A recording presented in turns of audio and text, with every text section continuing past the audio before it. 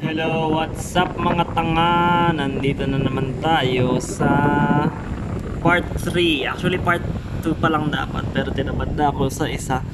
Mas maganda kung si Hank Green na lang yung magdi-discuss nun. Kaya sasendan ko kayo ng dalawang video about rights and morals. Okay? Ayun. Anyway, ngayon nandito tayo sa pinakamahalagang part, which is components of a position paper. Ayan. Oh, putik. So, huwag nyo natin masinin yung objectives. Ayan yung short summary ng position paper. May kopya kayo niyan. Pero mas maganda kung i-discuss natin siya detail by detail. Yan. Number 1 is the introduction and background. Katulad lang nun sa reaction paper. Ganun lang din. Una, mag-start kayo with something na slightly unrelated sa topic. And then, magli-lead tayo papunta sa background nung topic mismo. Halimbawa, if I'm talking about divorce, of course, hindi agad divorce yung sasabihin ko. Sasabihin ko muna na not all families are perfect, na minsan may nag-aaway, tapos eventually may mga marriages na broken, di ba? Ayun. So, eventually, kapag na-establish ko na yun, pwede na akong mag-proceed sa background of the topic, which is yung divorce mismo. I can discuss divorce now. And then, walang kamatayang thesis statement, alam nyo na dapat dyan, which has the topic, the author's position, which is your position this time, and then, yung reasons for supporting that position. So, bago tayo dumako sa body, itong dalawang to, this is what we call framing the discussion. So, anong meron sa framing? Una, may definition of terms, merong events na relevant dun sa issue, and then standards para masabi mo na maayos yung judgment mo, na may pinagbasihan yung position mo, hindi lang siya hunch. So, bibigyan ko yan ng example. So, an introduction in a position paper will probably sound like this. Yan, may saglit ha. Okay, nagbabalik po tayo. Yan, ipapanood ko sa inyo to para makita nyo kung paano, kung ano yung itsura pag narinig nyo or nabasa nyo kapag may introduction ng isang argument. Matik ang dami nag-chat sa akin.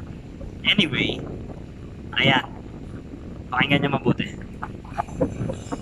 Government will tell you about the story of the Zabaleen people in Egypt, the poor and disenfranchised lower and middle classes in Egypt, who decided to go beyond the structural limitations that were imposed upon themselves and decided to work scavenging jobs and decided to go waste disposal jobs to be able to uplift themselves from poverty. Currently, the Zabaleen are a staple in Egyptian society. They are respected as individuals with their rights. They are respected as individuals who are crucial parts of the community at the end of the day. UPD is not going to shy away from its burden, and we are going to admit that sometimes there are structural limitations to how people can access their rights. Sometimes people have unequal access to education. Sometimes people have unequal access to housing or food security. But we think the simple question of this debate is, given those real restrictions and given those unequal opportunities, what is the responsibility of those leaders, of these leaders that we're talking about, tribal leaders, religious leaders, over the disenfranchised communities? And we believe in three things. Number one, that these communities should never pin their efforts for self-sustainability on reform from an external institution, in this case the state. They should never trust the state to be able to give them what they deserve. That's first. But second, we argue that hard work is the goal. What is hard work? Hard work is about creating and exploring new opportunities beyond the opportunities that already exist, and that's first. But second, we're even willing to agree that it's about having to work harder than others will do in your situation. So thirdly, we argue that this idea is eventually going to lead to better integration and development for these communities with the rest of the society in the long term. I have three arguments for you. Okay, titigil tayo sa arguments kasi hindi na yun. If you look at the motion, this house supports the supports leaders of disenfranchised communities telling their members that hard work is the way to poverty alleviation. So in simpler terms, disenfranchised communities, yun yung walang way For example, African American slaves, sila ay disenfranchised communities before kasi nga inaapi sila. Let's say the poor right now are disenfranchised kasi wala silang way para to get out of their system. Uh, and hard work has to be the answer. Leaders should tell them that hard work is the way para makaalis sa kahirapan. Now, if we go back kung paano siya ginagawa sa position paper, ayan. Let's go back kung paano siya sa position paper. Kung naalala nyo dun sa video, yung definition of terms, dinefine niya kung ano yung hard work, ano yung limitations ng hard work, ano yung para maklarify kasi hard work might not mean the same for everyone. Tapos, events that are relevant to the issue. Nagsimula siya actually. Interchangeable yan. Pwede kang magsimula sa events, pwede kang magsimula sa definitions. So, events. Dinefine din niya ng speaker yung or dinescribe niya yung Zabalin people in Egypt na despite nagbabasura sila ay respected. And binigyan niya rin yung standards which is the people kapag dun sa poverty alleviation, they should never rely on the state. However, even though parehas silang side na hindi magre-rely sa state, ano yung solution? And yung solution na binigay is hard work. So, ayun. Ayan, body. Body is simple. Pero ang mauuna, medyo iba siya sa reaction paper. Mauuna is counterclaim. Well, sa counterclaim, basically yung claim ng opponents, ng opposing side, isa-summarize mo lang. Summary of the counterclaim, supporting information, tapos babarahin mo na siya. You have to refute the counterclaim, pero kailangan mo rin magbigay ng support sa sarili mo pambara, which is the refutation or rebuttal. Ngayon, anong issue dito? Paano siya gawin? Paano gumawa ngayon ng counterclaim? Paano gumawa ng rebuttal? Huwag kayo malilito dahil ang counterclaim, kapag sinummarize, is also an argument.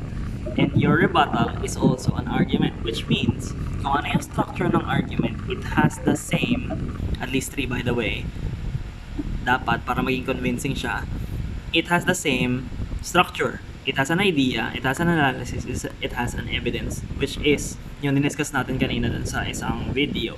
So, since at least 3 siya after, counterclaim, idea, analysis, evidence, rebuttal mo, idea, analysis, evidence, pwede na yun sa isang paragraph.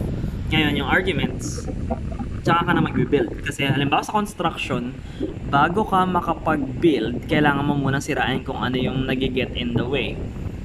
Kaya, a position paper is like that. Bago ka mag-build ng sarili mong arguments, kailangan mo destroy kung ano yung arguments na nandun to make way for your own. So, arguments. Siyempre, na-discuss na natin kung paano gumawa ng arguments. Kaya na bahala doon. Kung ano yung nasa thesis statement, yung idea mo doon to support your position, yun yung mapupunta sa body as arguments. So, halimbawa, I'm against death penalty for 3 reasons. Number 1, death penalty is not beneficial because it costs too much time, it is irreversible, and it costs too much tax money. Ang una mong argument is that death penalty is not beneficial because it costs too much time. Second argument mo, yun, may idea ka na. Basta lagyan mo ng analysis at evidence yun. Tapos, meron ka pang dalawa. So, second argument, it is irreversible. I-explain mo rin kung bakit siya irreversible. So, what, why, how, and then give evidence na irreversible talaga siya. And that's very easy to prove.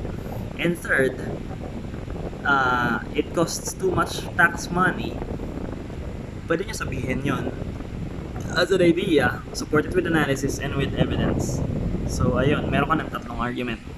Ngayon, as sinabi ko, ang counterclaim ay parehas lang sa sarili mong arguments. It has an idea, analysis, and evidence. Same with the refutation or rebuttal. So, ayun. Next. Sorry. May ginagawa ako eh. Cut! Hindi ko na makakat to. Bahala kayo. Anyway, wala yun. Huwag niyo pansinin, please. Sa conclusion, you have a restating of arguments. Sa conclusion lang naman is basically it's a summary kung ano yung sinabi mo. So, i-restate mo lang yung ideas in a different way. Marunong naman siguro kayo mag-paraphrase. Next, providing plan of action or call to action. After mo magbigay ng position, syempre may purpose yun, which is to encourage people to act against the problem. So, for example, the right of a person against torture, ito nga pala yung sample conclusion ng CHR, Commission on Human Rights, sa anti-torture law. So, the right of a person against torture has to be respected, protected, and fulfilled at all times. This is a human right that cannot be curtailed, diminished, or taken away even in times of conflict. It is one of the 8 non-derogable rights. Pag tinignan niya siya, yung first paragraph, actually, dapat isang paragraph lang to. Dinivide ko lang kasi mas madali siyang i-identify. Ito yung restatement ng arguments. Tapos ito yung call to action. So if you look at the call to action, the respect, protection, and fulfillment of the right to be free from torture is a challenge for public officials and personnel, human rights advocates, health professionals, and peace-loving people. More than ever, everybody has to join hands in eradicating the evils of torture. It is our contribution to the building of a humane society. Ito, pag organization kayo, usually meron ganyan. But right now, you don't really need one. So that is how you make a position paper. Thank you very much.